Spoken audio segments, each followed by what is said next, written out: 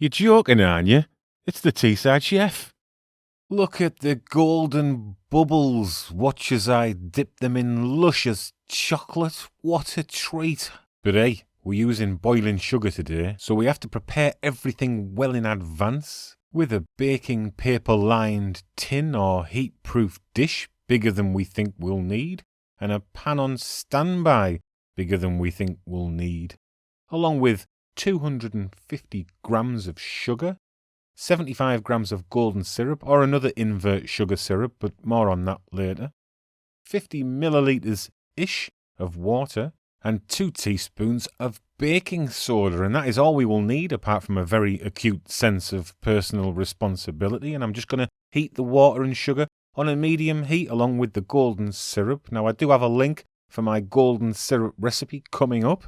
You can use any invert sugar syrup here in place of golden syrup, but you will need invert sugar for this as it prevents crystallization. Corn syrup, glucose syrup, even honey, although that gives too strong a flavour for my tastes. All work well if you can't get hold of golden syrup. And you don't want to be stirring this, but you can give it all a bit of a shake at the beginning to combine everything evenly before cooking on this medium heat for around 10 minutes, and most Honeycomb homemade Crunchie bar recipes will tell you to cook to a temperature of 149 degrees Celsius. But I think with the uneven heating in the pan or the temperature reading lag of a thermometer, the best way is to cook on medium until the mixture has a light amber colour, which just happens to be the same colour as my golden syrup here, after which I can turn the heat off and add in the prepared baking soda.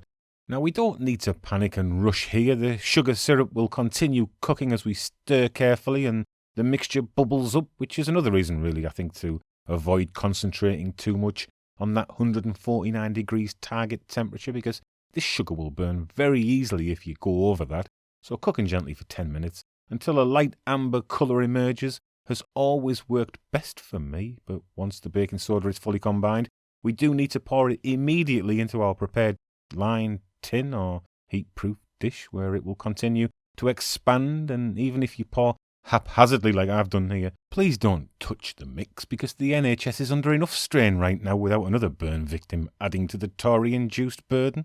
And it will try and sink in the middle, so any extra dribbly bits or pan scrapings at the end should be emptied onto the outside of the spongy mass, ideally. And if you've successfully managed to avoid a trip to A&E, this honeycomb needs to cool fully now for over an hour before you can dare to go in and release it from the pan or dish you've used, whereupon it will have hardened significantly and you can begin breaking it up, and you will see that there are millions, if not quadrillions, of tiny bubbles ensconced in our brittle sugar creation. And let's have a close-up of the honeycomb formation that gives honeycomb its name of, well, honeycomb, although it does have lots of other names: Cinder Toffee, sponge candy, sea foam, hokey pokey.